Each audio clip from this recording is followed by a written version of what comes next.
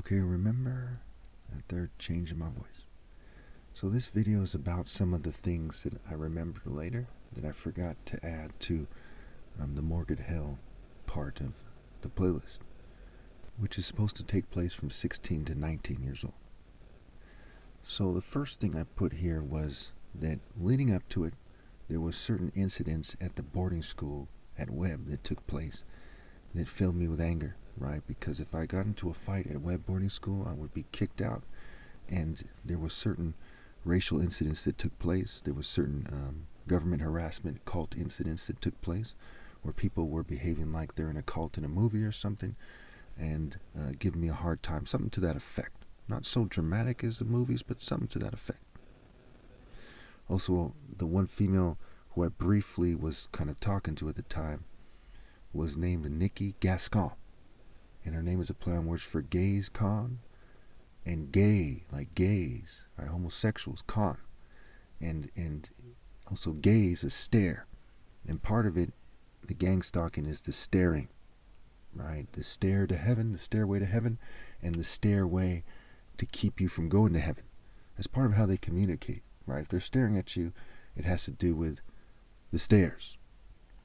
We'll get into this. There's a lot of things they do like that. When I got my lip busted, when I was sitting in the vehicle, when I turned my head back to look at the person, it actually had to do with an incident that took place earlier where I gave someone a black eye in a similar way, except for they were looking at me while we were arguing instead of looking away, turning their head back. We'll get to that. So the second point I make is that while I was at Live Oak, I used to kind of, flex in a way that was, kind of joking around. And I had this one swim class where we would change there, so I'd have my shirt off, I'd flex, and there was a guy who was part Asian, part white, and his friend who was probably part Asian and part black or something, or Hispanic or something. A certain gay look on his face. And the guy who was part Asian, part white took Taekwondo, but I believe he was part Chinese, part white. I don't know about that part. And apparently he was from Morgan Hill too, and there was no kung fu place in Morgan Hill, if I remember correctly, at the time. So, but there was, individual teachers you could find or something, so that's probably why he took Taekwondo instead of kung fu, as someone who was probably Chinese instead of Korean, part Chinese instead of part Korean. Okay, so you got to keep in mind the government does a bunch of bitch moves. So later on, when I was on the east side, when I was about 20 years old, maybe 21 actually, I was at the park, Overfield Gardens. It's by McKee. Yes, off McKee, but by Checkers and El Rancho Verde, which are two hoods that long ago used to have a rivalry with each other, but not anymore from what I understand. And I'm dressed in all blue, right? Blue khakis. I used to take it back to, the old school. Even back then, people weren't wearing khakis and chucks, but I would wear them sometimes because in LA, they still were to some degree. It was old school. I respected it. So I had the whole Dickies outfit on, Dickies, khakis, whatever, navy blue. I had blue Converse All-Stars on, and a gray stereo with a blue fluorescent light in it, and I'm playing Daz Dillinger, and I'm like, this is the best album ever. And these guys walk up and they sit right by us, right in the table right next to it, and they're staring. Or excuse me, one of them staring hard, the other one is looking too, and he's looking kind of guilty. And I say, just ignore him, what have you, and we keep playing our music, da-da-da. I'm like, man, what the hell's their problem, right? And after a while, I say to the guy who doesn't look so aggressive, I say, why is he staring at me like that? And he makes a weird kind of frat boy mocker face and kind of shrugs his shoulders like he doesn't know, okay? And, the grass was wet. I'm wearing the All-Stars. It was a bad situation, but I wasn't showing fear. And I was with my girlfriend at the time. Her name was Rahel, right? Ra and Hel is her name, and it means Rachel, and it's a biblical name as well. She's Ethiopian, what have you. Make a long story short, they just walk away. Remember, it's a bitch move because I've been in a car accident that the government set up. They set up that situation. They want to pretend their spirit's bad. It's some Tanya Harding-ass, bitch-ass, saboteur, kind of Nazi sabotage type of shit. But it's white Jews and LGBT rich people who are doing it, especially old people. We'll get to that if we have time. The types of people who are the most to blame. So point number 3, there was a Mr. Live Oak contest at the time. This was probably 97, around then. And there was this blonde white girl who was like, you should try out for it, because I used to joke around and flex and so on and so forth, but not so much in class, right? I did it around certain types of people who are more immature. I didn't do it around, the gangsters and so on and so forth, okay? And so after school, some big black guy came through. He's probably from Oakland or some huge guy. He was there to inspire the contest. I never entered. It would be dumber than hell to enter it. It wasn't about who had the sexiest body, which was hands down me. It was about who has, more of a bodybuilder, big body, right? And that female who wanted me to enter it, she was actually a smaller person. She wasn't a big female, but it had to do with trying to play me out or something. And of course, Mr. Live Oak Live is Evil Scrambled. Oak, right? The Ebo Landing, Oak Land, the landing, where all these black people, especially of Ebo descent, which I'm from the royal tribe of. I'm from the royal family of the Ebo tribe. There's several royal families at least, and there's one that's the main Horus family, and it's commonly understood among Ebos who've done their research at least that that's my family. Okay, point number 4. So there were several incidents that took place on Dunn that I forgot to mention. One, I was with my mom or something, and we're driving down the road. She'd always drop me off, and I'd try to be dropped off in a place that people didn't see me, because it wasn't so cool to be dropped off by your mother. And so she dropped me off. She was on the way to drop me off, and there was some girl at the bus stop with like her friend, and she's making a weird face. And she has a certain look that is just like that guy from the park, from what have you, who had several doppelgangers, right? I forgot to bring that up. That guy who stared at me at the park, he looked like a guy who I went to country school with, a private school with in Almaden, and he looked like a guy that I seen in Santa Cruz who, like, if I remember correctly, howled like a wolf in Westcliff, the Westcliff area in Santa Cruz. But anyway, going back to this point, okay, so there's this female at the bus stop. She resembles some other gang stalkers I've seen along the way. She's making a weird face. I took it as disrespect. I go there, and she's like with a little, some little guy or something, and I basically check him about it. Okay, and so that factors in. It's part of the pattern. I'm not like, hey, I checked these two people. I'm just, bringing up what's part of the pattern. Point number 5. I was in a car with a retired Mossad agent because he was friends with my father. He used to tell us stories about, clashes with Palestinians, what have you. Okay, and my dad was more neutral on the issue at the time, if I remember correctly. He wasn't, on Israel's side per se, but he was friends with this guy. And so we're in the car, and we're driving by this certain location on Dunn. I'm not going to go into detail why they were there, but there was maybe 4 northern Hispanic gang members on the side of the road, and I can't remember if this incident took place when I was 16 or 19, but I remember they're looking at me hard, so I yell at them, and they start running out toward the road, right? And I yelled at them because I'm like an angry person at the time. I got my heart broken. I believe I was coming back from the psychiatrist that retired Mossad agent and I was seeing. He was also a Jewish person. And in fact, his name was Dr. Freelander. If his name didn't have land in it, I wouldn't bring it up. Okay, I'm trying not to bring up too many names, but I don't think it's coincidence with the Oakland, the Live Oak, the Freelander, right? The Ebo Landing, which is a famous thing that even Beyonce did a music video about, where these Ebos chose to drown themselves, and one of them was said to be a chief. Okay, they chose to drown themselves instead of accept slavery, and I certainly prefer death to slavery, that's for sure. Point number 6, and of course the word Mossad, some sad, some days, there's all kinds of wordplay there. And sadism, right? Some sad, sadism. In fact, you can get the word sadism from Mossad, with the vowels being interchangeable. Again, alpha, bet, magic spell, gospel, go, spell, spelling, what have you. So point number 6 is I was with a crew member, and we were waiting for marijuana, and this connects to the incident where the West Sider busted my lip when I was with a different crew member, and I turned my head and he punched me in the lip, right? And he then dived to the back of his vehicle. I told that story in the other parts, what have you. So how it played out is something I was very proud of at the time. So anyway, we had an argument with this guy. Just like with that guy, I kind of leaned into the car, except for I leaned over the passenger seat instead of being in the passenger seat. When I got hit in the lip, I leaned over the passenger seat and punched him in the eye, this kind of long range punch. And eventually he got a black eye from it. And his parents knew. I guess he didn't know what to tell him, so they told him it was me. And it was this big dramatic incident, and I'm pretty sure they had hacked my brain to cause that incident to occur. And later on, I was at his house firing a rifle, okay? And I put the scope too close to my eye, and he didn't warn me, and it hit my eye, and I think I might have got a black eye from it, some kind of pain.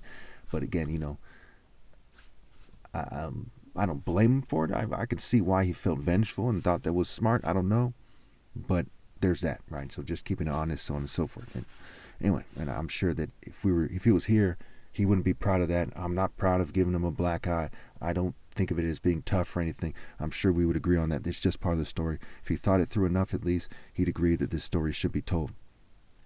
Okay. So where was I here? So point number 7 is there was this Irish person. Okay, we're about to get to a major point that I forgot, mind you. There was this Irish person who came here. He was my brother's friend. He wasn't the only person. My brother brought several friends from college to stay at our house. My parents paid for them to fly over here or something. I don't know the details about that, but I think that's what happened. Or maybe they paid for it themselves. I don't know. But they spent the time here. And so we were sparring on the outside, exactly where I ended up getting stabbed at. We'll get to that later. Okay, outside. He's not the one who did it, mind you. And I beat him hands down. He said he was a boxer. He won contests. He said I should compete and die. He was very impressed. And he was also, I had an Irish friend at the time whose name was Thai. And there's a Queen Thai from Egypt. There's Muay Thai boxing. There's Thai fighters, right? Fighters in Star Wars, right? There's a lot of connections. Keep in mind that it's part of Masonic wordplay to make these connections. They named their streets a certain thing for a reason. Over there in West Santa Cruz, okay, or by Westcliff, there's a street called California Street. That's there for a reason. There's a street in Oakland called Martin Luther King. That's there for a reason. This is part of what they do. And they also tell stories based on this Masonic wordplay. Look it up. And of course, occult wordplay and occult cut-ups. Occult cut-ups proves definitively that it's crazy to not know that I'm right about the wordplay. If you think about it and who's an occultist and why and how it connects to the royals of Europe and how they're occultists and how it's clear that they are, we look at their imagery, their crests, everything is crystal clear. Okay, so point number 8. This is one of the most important stories of my life, I'd say, in terms of clashes with people. It proves that I was not fucking around at all at the age of 17. I have mixed feelings about posting a picture that reflects that I wasn't playing. They edited it, they made it look more evil, but it has somewhat of that intense look in my eyes. No one had more of a sharp, intense look in their eyes in history than basically I did at 17. When I was 17, I was very angry. And the government knew that their family members, their people who took their martial arts, their boxing, their military, they knew they didn't have, their police officers didn't have a chance against me in hand-to-hand combat. I could beat anybody, hands down. I was a straight killer. So only I myself later on would one-up that state of being. So basically what had happened was this. This guy's name was Lynn Wiggins. His name is like the word, first part is wi, the second part is gur. It's a word used for white people want to be black. I don't think that's a coincidence. So the wig, the wig-wearing people, the English colonists is one of the main things you think of when you think of the wig-wearing people, King George, what have you. The Whigs, the Whig Party in America, Wiggins, right? Whig sin, and I don't think that's a coincidence. Lynn, line, okay, lie, and Whig sin, and so they wanted me to lie about things, and I didn't, and I'm not going to. So I basically challenged him to a sparring match, okay, in the house actually. He didn't have much of a chance. There wasn't much movement to move around, and I beat him 10-0. And we used to work out at a gym. I had a gym pass. They overcharged me for it. I used to pay like $400 for some fancy gym class that came with some kind of personal training. So because of the personal trainers, it wasn't that bad, I suppose. And they said it was lifelong and da-da-da-da-da. but they ended up putting extras on it. And so there was military people that worked out there, right? And one in particular who had this very intense workout, and he had a very gay kind of Greek face, what have you. But I'm not saying that to insult him, just telling the story. And there was a Boston market in that particular 24-hour fitness place. I think we used to get off on like Camden off of 85 North to get there, but I could be mistaken. So there's that El Pollo Loco, you turn right or something. It's down that street, whatever that is. And so what had happened was,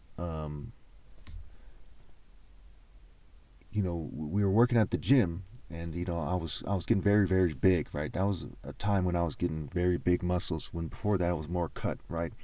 Because I used to use free weight. But when I had the gym pass, I would do dips, okay, and I would do certain workouts that had me swole as hell,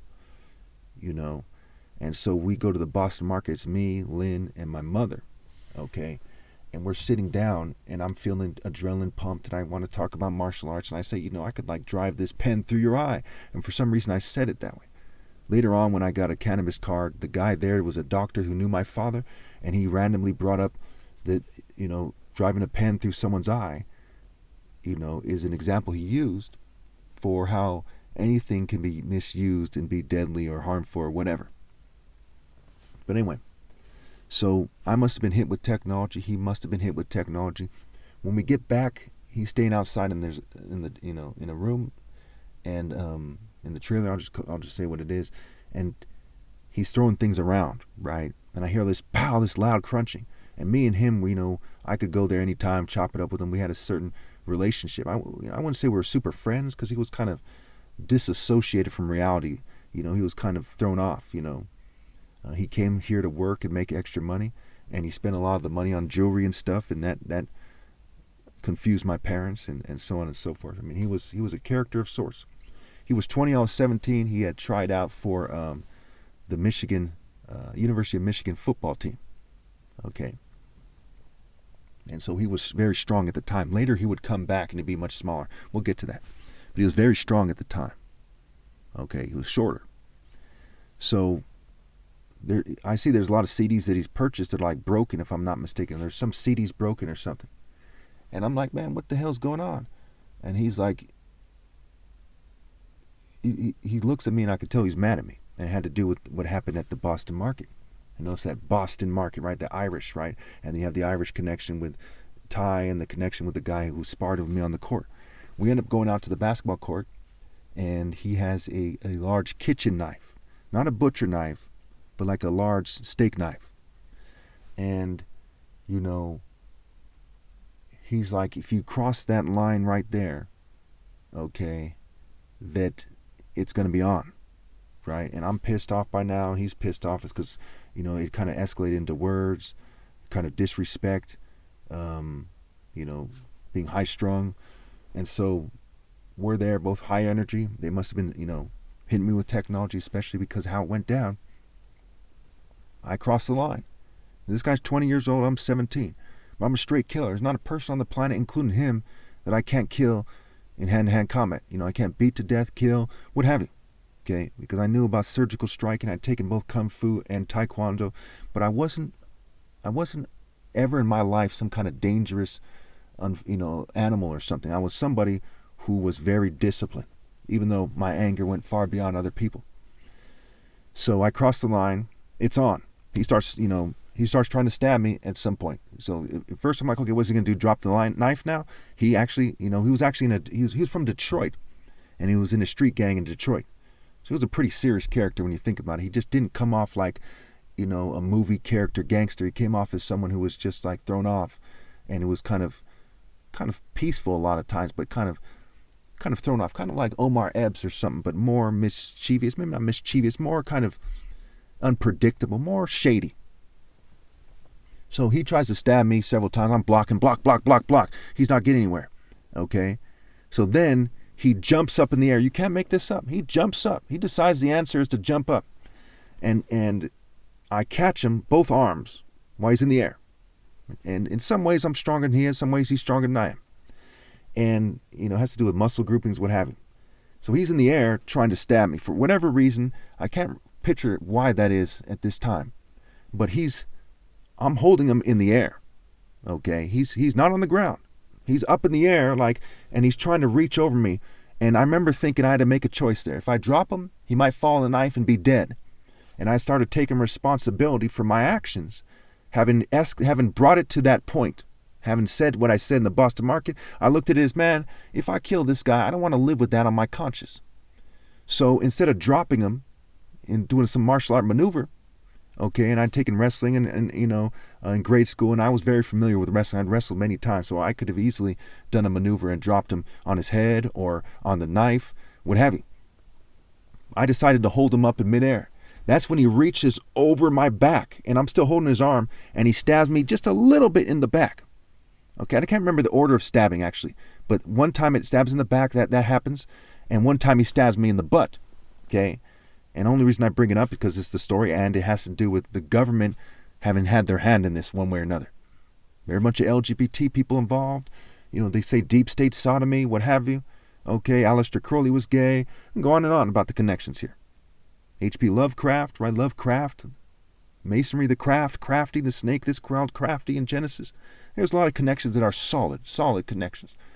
If you're used to decoding wordplay, you see that these connections are there for a reason, especially popular culture. Pop, raw, popular, population. A pop quiz, a math wizard, math and mate.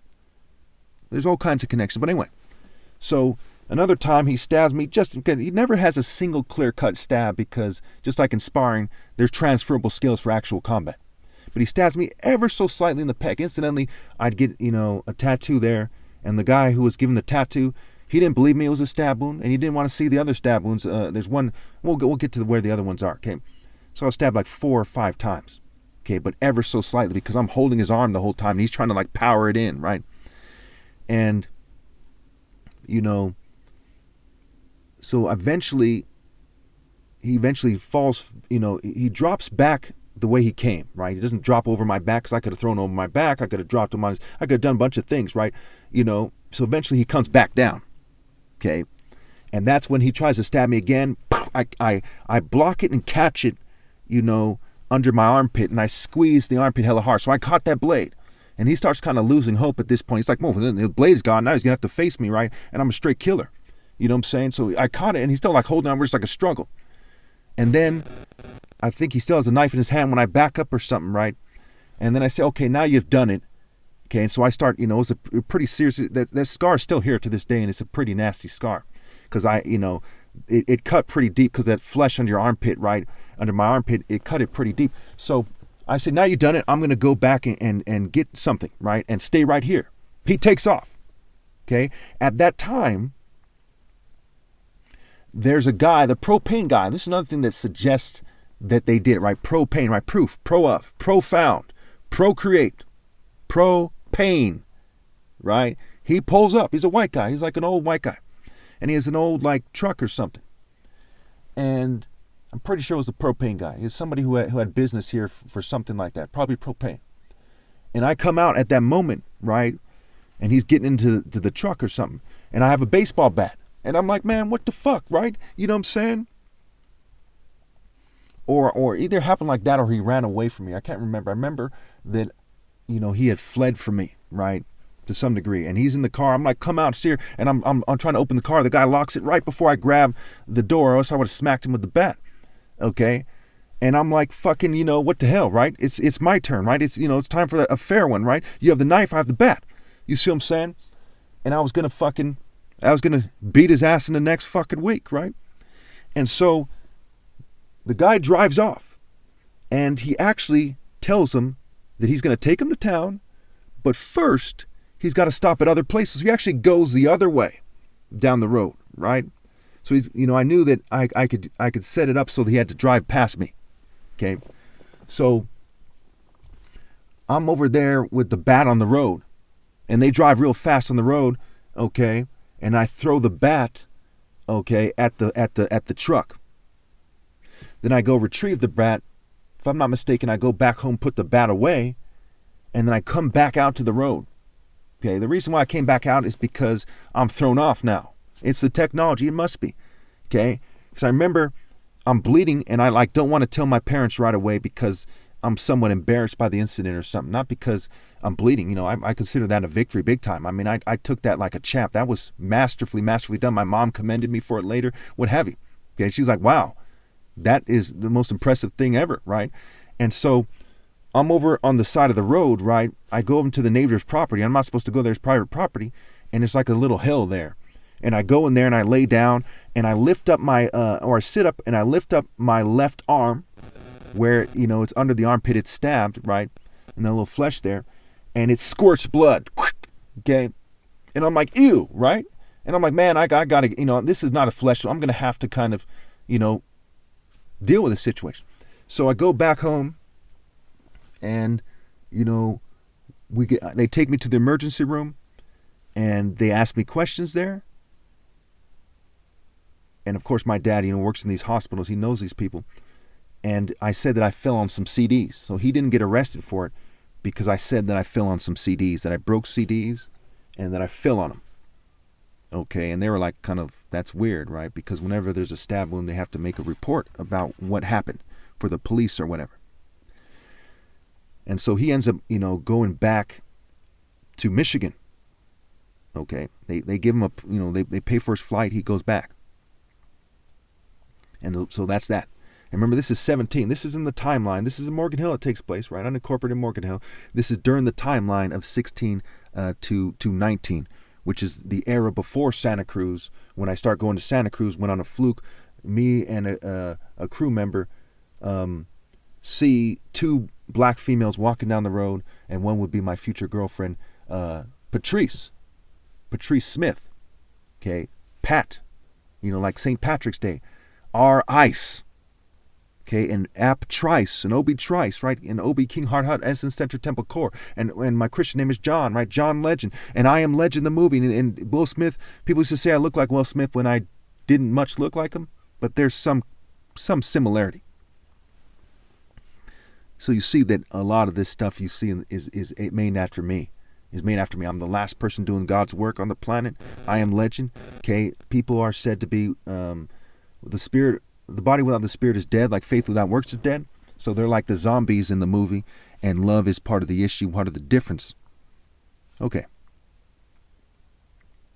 And in fact, that girl at the bus stop somewhat resembled the female who's in the I Am Legend movie, where the human female eventually comes, what have you. But they're not lovers or anything like that. Okay. So that was that. I think there's one more. Okay. There's a pepper spray at the bus stop, and said, okay, so there's going to be like a fight between a white guy who's on a football team who's taller and some kind of shorter Hispanic guy. Okay. And I don't remember exactly how it went down, but I remember parts of it. So for whatever reason, that white guy's in the car with me. I'm driving the Infiniti. I'm 19. And there's three Hispanic people in the back seat. And one of them is the daughter or sister of some important Norteño, Northern Hispanic gang member. Right, who's probably been to the pen, he's like a leader or something. And so they tell me, is it okay if she drives? And they start treating it a certain way. It's part of what people do at times, gang members and otherwise. They try to make it seem like, look, this is important to us, and we're important, and we're more important than everyone else, or whatever. They have some kind of way about them like that, right? And so, I'm like, okay, whatever. I guess I picked up the guy from school or something, right?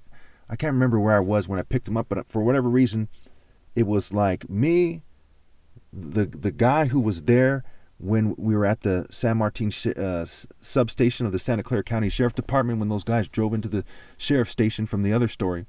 Okay, he was there. He was also, the guy that at the park incident, what have you. I think it's Centennial Park or something. He was there. So he's there here. I'm pretty sure that's why I was there, because it was his friend. Okay, one of his best friends lived in the same trailer complex that guy did. So we go over to that bus stop, which is where that one girl was who was looking at me funny. And this guy's going to fight with that guy. That guy shows up with a few friends, whatever. And so there's a bunch of people there. The whole school knows or something. There's like 30, 40 people there. There's a bunch of people. And they start fighting. That guy, the little Hispanic guy, at some point, he pulls out pepper spray and sprays in the eye. That's when I run out there and I throw up, my Crip set. Again, I'm not a gang member. I have my own crew. I'm not from the ghetto. Don't want to be ghetto. But I throw my Crips set, which was, I backed up Crips in various points in my life. Was at reform school with them, detained with them, what have you. Anyway, so I threw that up at that person, which bought the other guy time to recover because I considered it foul play.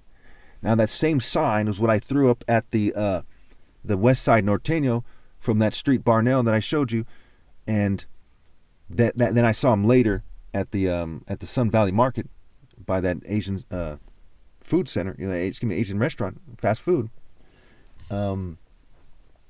And that's when, I looked away. I looked at the crew member, looked back, and he busted my lip, and we followed him over there to Barnell, and I posted up and did what I was very proud of, and so on and so forth at the time.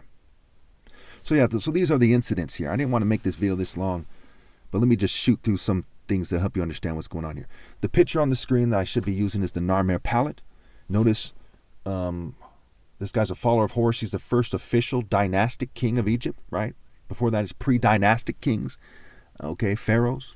One of them is Ka, depending on who you assign the name Iri Hor. One of them is Iri Hor, and they're Horus kings. They're Falcon kings. Falcon martial arts were the founding pharaohs of Egypt, of a united Egypt, what have you.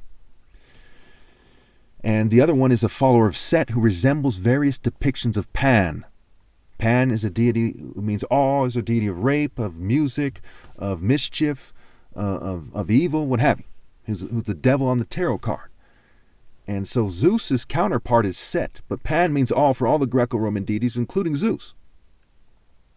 And so that palette symbolizes my spirit, the Son of God, conquering the core of Western culture, which is Zeus. In Rome, it was Jupiter. And Zeus and Set's counterpart in the Middle East is Baal, who's the main enemy of God in the Bible.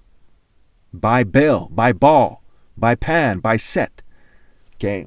And that's part of why they have a fake image of Christ, because the Bible is it's like a Setian Baal Zeus story that's superimposed on the story of the Falcon followers of Horus, who eventually betray Horus. That's why black people won't stand with me.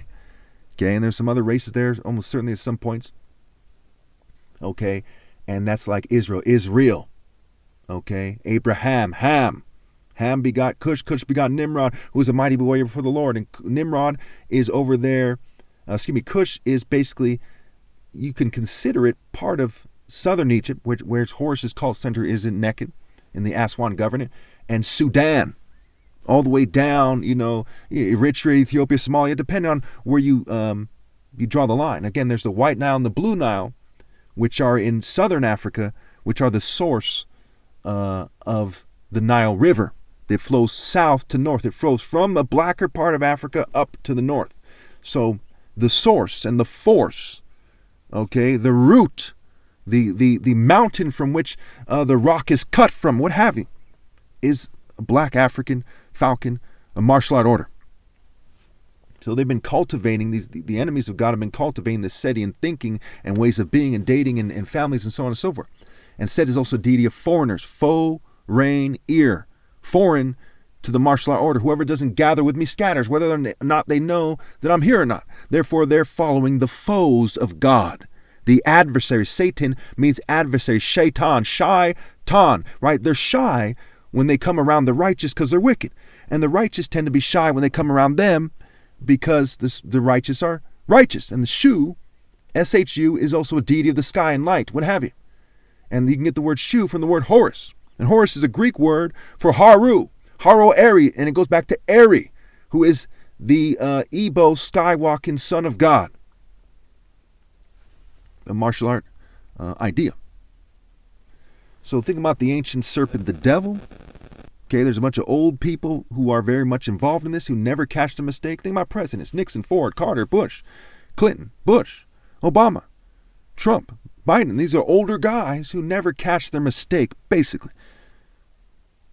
And Obama, O-B-M-A-M Alpha, and he resembles me. And there's so many connections here.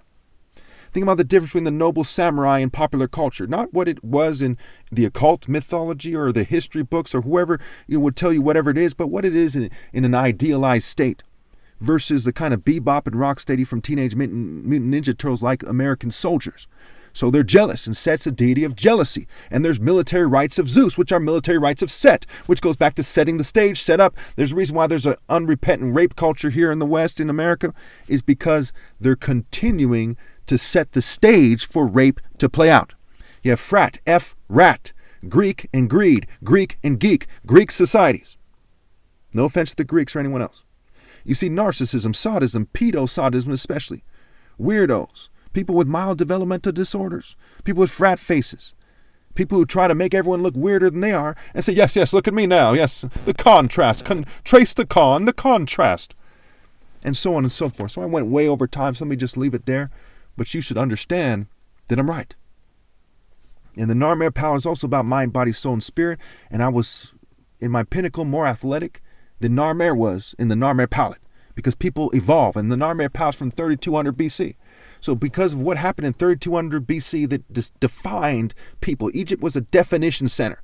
It defined Igbos as the pinnacle of martial arts. It defined the taller guy as more effective of a warrior than the shorter guy, because some Setians were black. Arguably, the original followers of Set were black, even though he's a deity of foreigners. He's a deity of foreigners who aren't tall and athletic like the Royal African Falcon martial art order. Falcons strike down faster and master. They dive at 242 miles an hour, diving and divine. The words are connected. To take flight on someone, to take off on someone. Okay, and I don't give a shit about height. There's some people in my family that are shorter. But when that gene expression came together in its pinnacle, just like in Egypt, it was the taller person who's more athletic, not the kind of uncoordinated English person or the big, strong, slow Icelander or Scandinavian, or, the tall kind of mediocre coordination having German, but it's the tall, skywalking, surgical striking, ultra, hyper coordinated, super coordinated, Superman, supernatural, Horus, the son of God. And even Superman is said to be based on Horus, which is a drastic twist, and look at the difference in shape. Figure it out, as they say, figure it out. The fig tree, where the clothing, the figurative clothing of the people of Adam and Eve was gotten from. They made their clothing from fig leaves, and the leaves of the tree are for the healing of the nation. So what is your spirit? Does it heal you? Or are you foreign to the martial art order? Did you rebel against me? Proverbs 16:12, Proverbs 24:21. Did you rebel against the king who's established the throne in righteousness and not the public figure like Caiaphas and Herod and Caesar? These guys aren't true kings. It's the one who's established in righteousness, who's being persecuted for being righteous, and that's me. And I'm the last valid king ever possible. Thank you.